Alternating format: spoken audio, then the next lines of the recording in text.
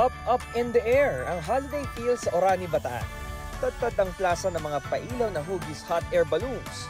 Bida rin ang kanilang Belen na cartoon design ang style. Meron ding giant Christmas tree na pinailawang hugis Castillo ang background. Let's give it para sa Christmas heat paandar sa Lawag, Ilocos Norte. Saan ka man lumingon, hugis sun o araw ang decoration sa plaza. Lipat naman sa Kapitolyo na nagmistulang higanteng regalo. Agaw pansin sa Capitol grounds ang Christmas tree na sandaan talampakan ng taas. Dagdag pa sa vibes ang pagbagsak ng artificial snow. Ganyan din ang highlight sa magical Christmas theme sa Talavera, Nueva Ecija. Enjoy ang mga bata sa paglalaro sa artificial snow. Bukod sa entertainment, may libreng lugaw, pandesal at bibingka rin na hatid ang LGU.